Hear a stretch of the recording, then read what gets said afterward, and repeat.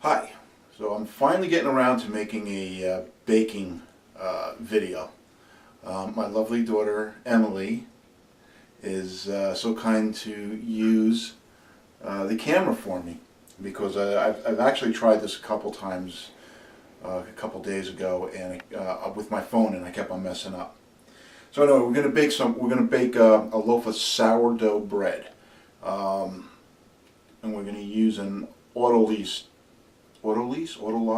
technique, which is basically you mix everything but the salt together, and it allows for less kneading. It develops the glutens a lot faster, and then when it comes time to work those glutens, it's going to be a stretch and fold technique. Stretch and fold several times, let it sit and rest, and we'll do that, and then it'll sit overnight, and then the next day we'll come back and we'll do some more stretching and folding and shaping before we put it in the oven. So we're going to bake it in a cast iron oven tomorrow. I'm sorry, in the oven, in a cast iron Dutch oven. This will help trap in the water making steam, which will give you a nice crust. It's a very wet dough.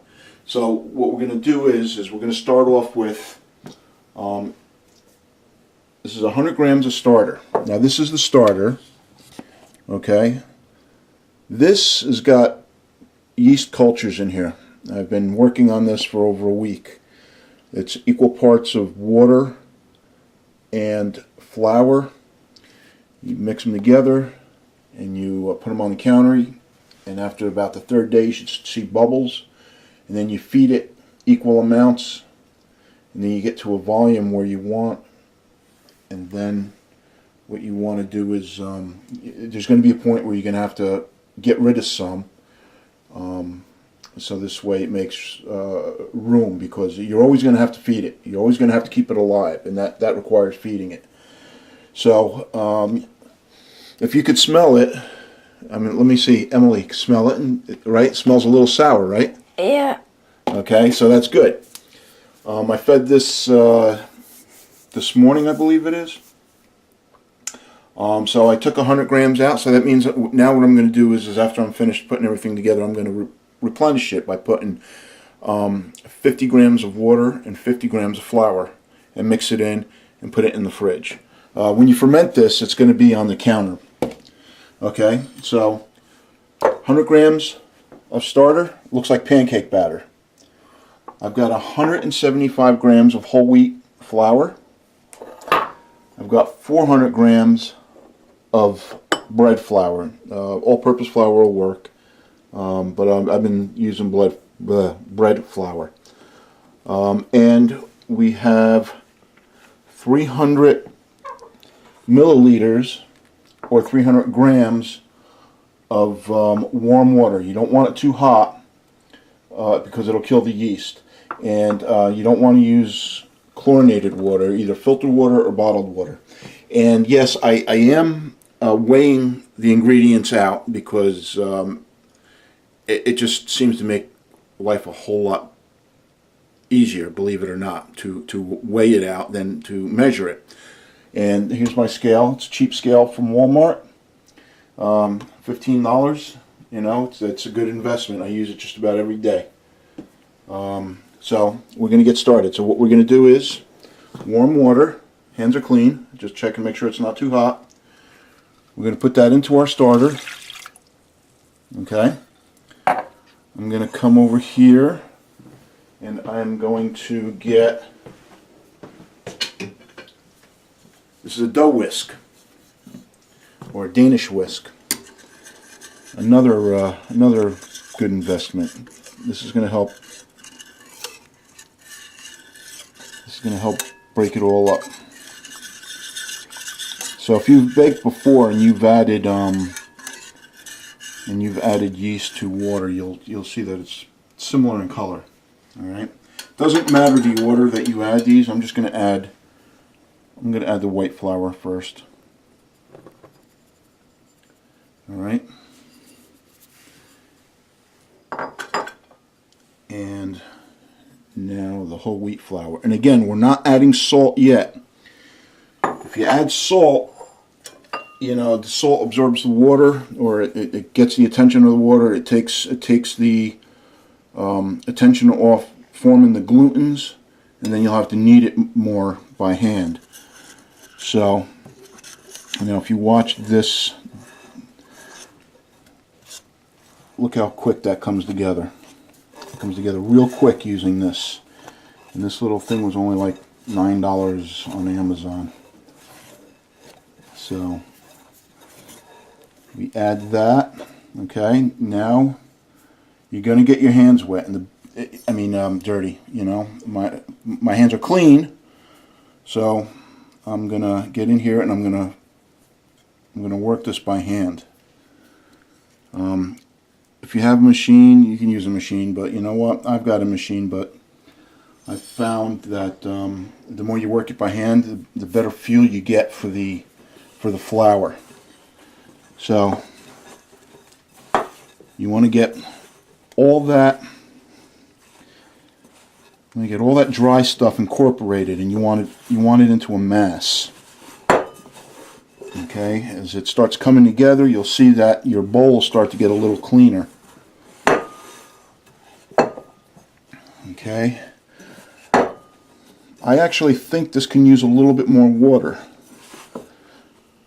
so I just might add a little bit of water to this, because to me it feels kind of dry. And this is the bottled water that I used before. And I'm just going to eyeball it. That was probably about a tablespoon of water.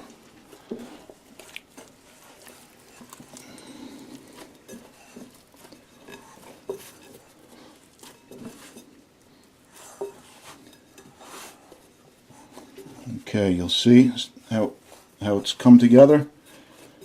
All right, I'm just going to work it a little bit longer.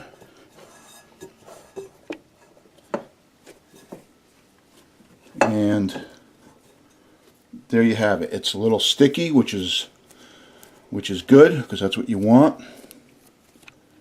All right, and you'll see how tacky it is. Once we start working it, the outside is going to be really, really smooth. So that's it. So what we're going to do is we're going to put this in the bowl, and we're going to cover it with plastic wrap, and we're going to let it sit on the counter for a couple hours and let that water absorb and form those glutens.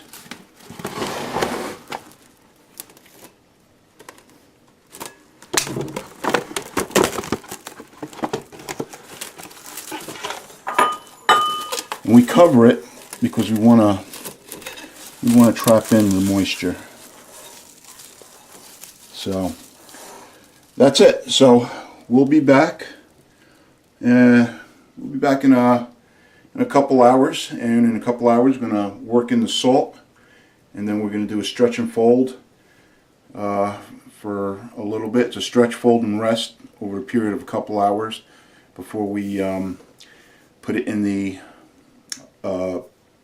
refrigerator overnight. All right, we'll be back tomorrow. Okay, so it's been about 2 hours. All right, measured out 10 grams of salt. What we're going to do is I'm going to sprinkle this in. We're going to work the salt in now, and the way we're going to work it is just like this. And you can see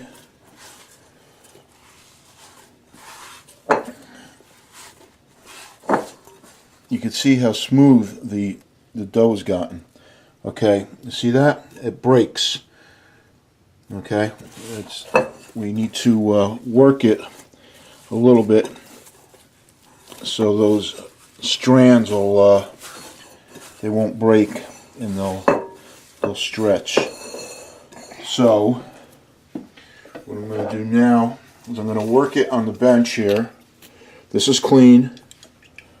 Just put a little bit of olive oil down. And this This will keep it from sticking. It'll be easier to work with. Okay, so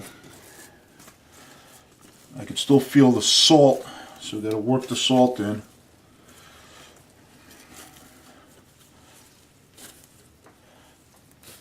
So we're just going to knead it a little bit.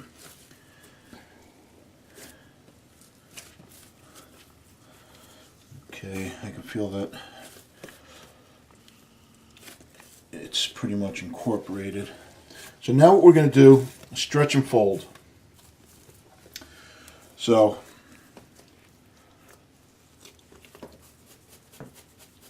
okay, I'm going to stretch it. I'm going to fold it into thirds. Fold it into thirds. Alright?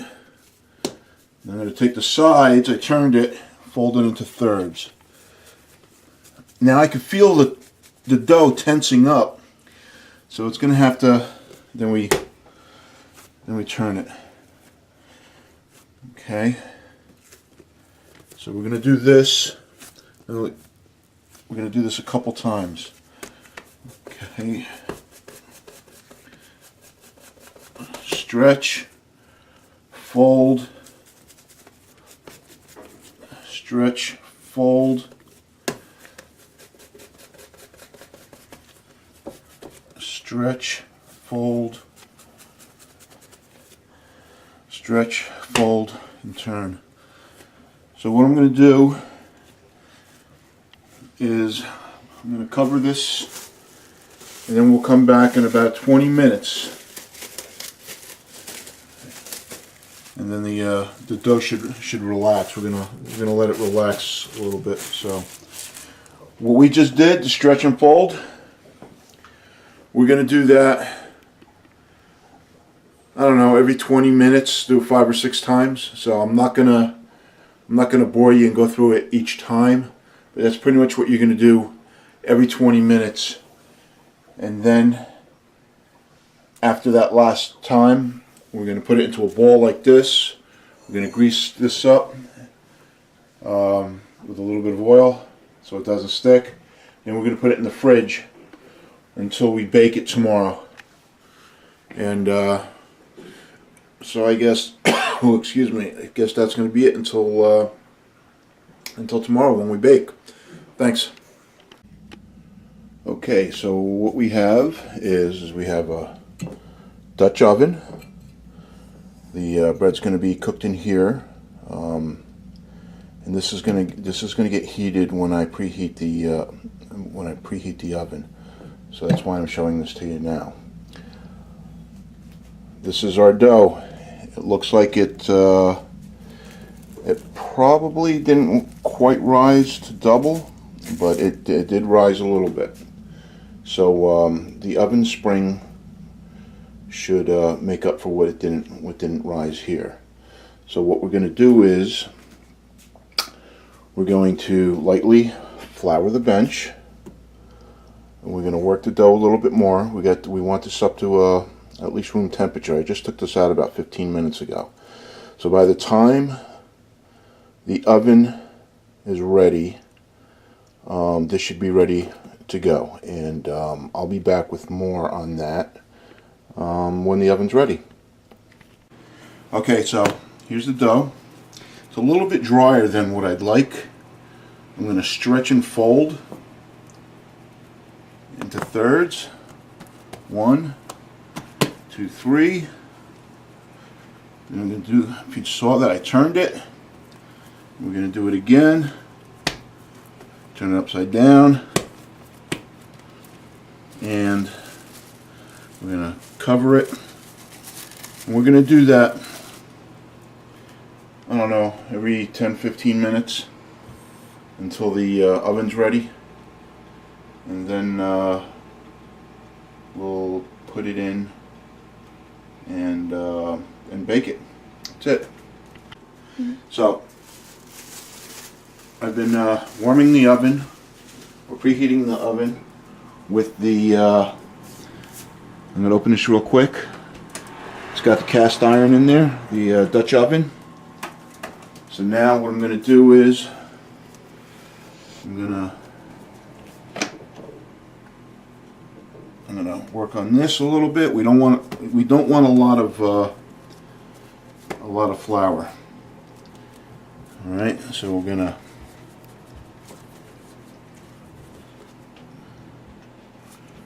stretch, fold.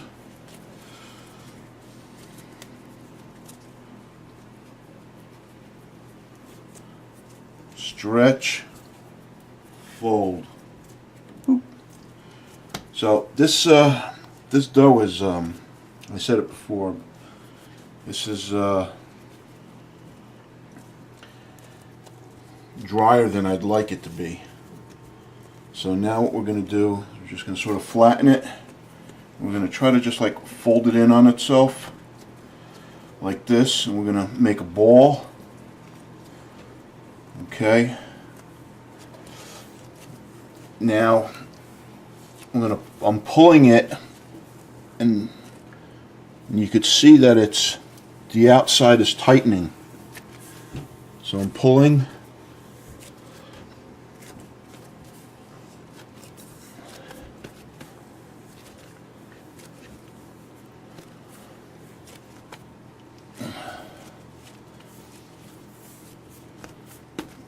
Okay, so I think we're ready. So I'm going to take the cast iron out. Just put that on there. You'll see why in a minute. Okay.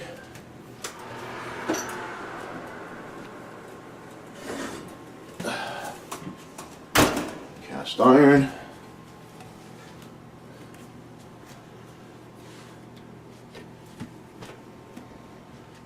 Okay, we're going to take and put it right down in the middle. Now I have to get my razor blade.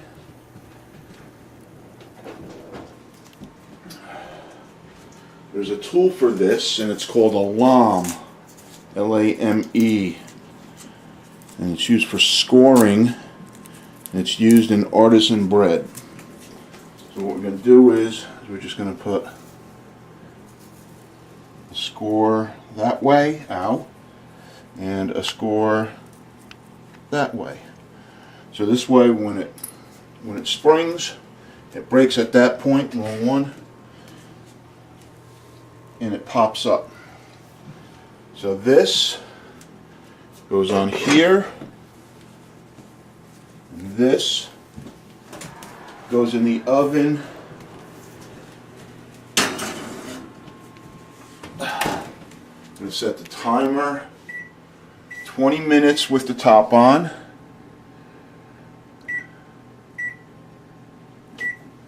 And then after 20 minutes, I'll take the top off, and then we'll cook it for another 30 minutes, and then it'll be done.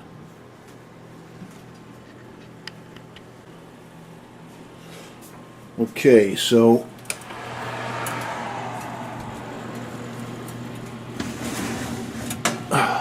take the top off.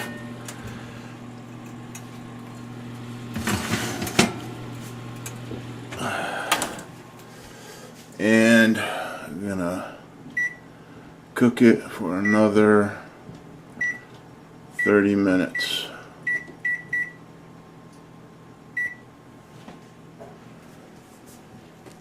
And we'll be back. It's been about another 30 minutes without the top, and that's what she looks like. Okay, you hear that hard crust outside? Okay, I'm gonna get a clean towel here, and I'm going to, okay, it didn't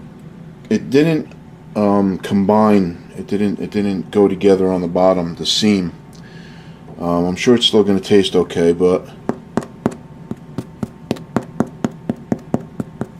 that hollow sound, it's done. It feels a little dense, so it might be a little moist inside. I don't know. I don't want to leave it in any longer because I don't want it to burn. So now it's time to put it on the rack. These are 2 loaves that I did earlier. A different recipe yielded a different amount. So we're going to put this here. I'm not cutting into this because it's actually, I made that for a friend of mine, and these 2 were taken by other people I know. So, okay, so then that's it, you know. I don't claim to be a pro at baking. I've just been baking my ass off for what, the last 2 months, Erin? Yeah. Every weekend, making either rolls. Also, like every time we come over, you're usually either cooking on your phone or playing Xbox. Or right. Well, that's my life. Baking, phone, Xbox. Food. That's life. Too. LOL. So anyway, I hope you like this. Let me know what you think. That's it.